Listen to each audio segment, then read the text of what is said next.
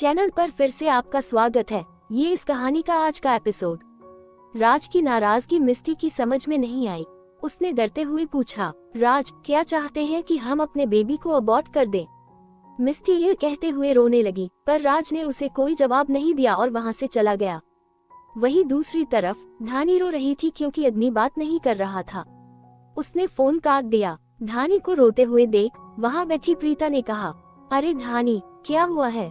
प्रीता माँ को बताओ। उद्धरण चिन्ह। ये सुनकर धानी ने उसे सारी बात बताई। प्रीता ने सारी बात सुनकर कहा, पता नहीं एक इंसान के जाने से कितनों की जिंदगी बदल जाएगी। अभी तक किसी ने धानी और अग्नि को यह नहीं बताया था कि आरोही जिंदा है, क्योंकि वे बच्चों के जख्मों पर नमक नहीं छिड़कना चाहते थे। वहीं आरोही जब पहली बार यूनिवर्सिटी आई तो कई बॉडीगार्ड उसके साथ चल रहे थे। स्टूडेंट्स मुड़ मुड़कर ये देखना चाह रहे थे कि कॉलेज में इतना सिक्योरिटी के साथ कौन आया है। बॉडीगार्ड कॉलेज के बाहर रुक गए और आरोही कॉलेज के अंदर गई। सभी ने जब आरोही की शक्ल देखी तो हैरान रह गए। क्या इतनी बदसूरत लड़की, वो भी हमारे यूनिवर्सिटी में? शायद ये लड़की भूल गई है कि इस कॉलेज में सभी एंटरटेनमेंट इंडस्ट्री में जाने के लिए अपनी स्टडीज पूरी करते हैं। क्या इसे लगता है कि ये एक्ट्रेस बन जाएगी? अरे इसे तो कोई अपना असिस्टेंट भी न बनाए। एक दूसरी लड़की ने कहा, अरे देख कितने बॉडीगार्ड्स इसके साथ आए थे। ये कितनी अमीर है, पर चेहरा तो देखो। क्या ये अपने चेहरे की सर्जरी नहीं करवा सकती? इसका चेहरा देखते ही तो हमारा सारा मूड खराब हो गया। ये कहकर लड़कियां कॉलेज के अंदर चली गईं। आरोही अपनी क्लास ढूंढने लगी। वहीं अकाया के भाई धीरज ने यह बात सुनी कि कॉलेज में एक नई लड़की आई है, पर वह बिल्कुल भी सुंदर नहीं है। तो धीरज अपने क्लासरूम से बाहर निकल गया। उसने बाहर कॉलेज में खड़ी आरोही को देखा। आरोही हर किसी से पूछ रही थी, क्लास F कहाँ है, पर किसी ने उसकी बात का जवाब नहीं दिया। तभी धीरज वहां आया और उसने सीधा आरोही का हाथ पकड़ लिया। मेरा हाथ छोड़ो, आरोही चौंक कर बोली, पर धीरज उसका हाथ पकड़कर अपनी क्लास में ले गया और वहीं जाकर छोड़ा। सभी देखकर दंग रह गए कि हैंडसम धीरज ने किसका हाथ पकड़ा है। धीरज ने प्यार से कहा, तुम जहाँ बैठना चाहो बैठ जाओ। आरोही ने एक लास्ट बेंच खाली देखी और चुपचाप जाकर वहां बैठ गई। तभी एक लड़के ने वहां पर अपना बैग सरकाते हुए कहा, ये शीट हमारी है, कहीं और बैठो। धीरज ने ये देखकर अपनी आंखें तरेरी और उसका बैग उठाकर लड़के के मुंह की ओर फेंकते हुए कहा, अपने सामान को अपने पास रखो, गॉट इट।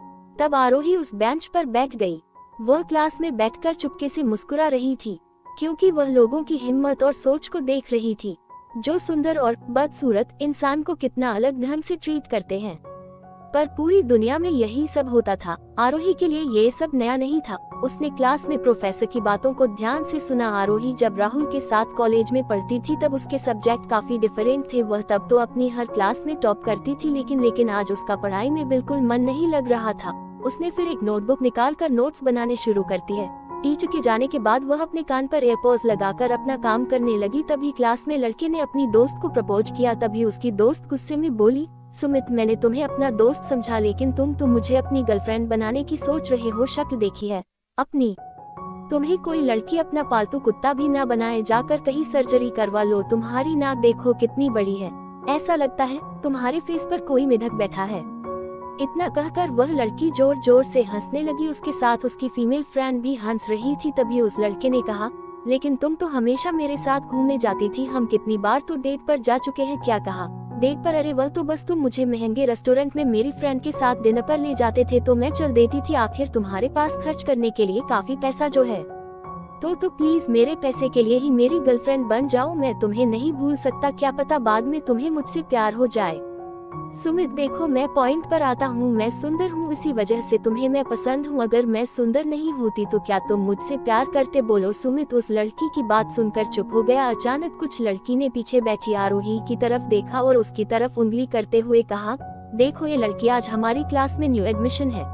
तुमने भी इसे देखा होगा, लेकिन आई एम सर इसे देखते ही तुम्हें भी उल्टी आई होगी। क्या तुम्हें इससे एक नजर में प्यार हुआ नहीं ना? ये रियलिटी है। सुमित चुपचाप कोई अपनी जैसी दिखने वाली लड़की से रिलेशनशिप बना क्यों ना तुम उसे न्यू एडमिशन के पास ही जाओ। वैसे भी वह तुमसे भी ज्यादा बदसूरत है। अगर तुमने उसे गर्लफ्रेंड बनाया तो बेचारी तुम्हें पूजेगी।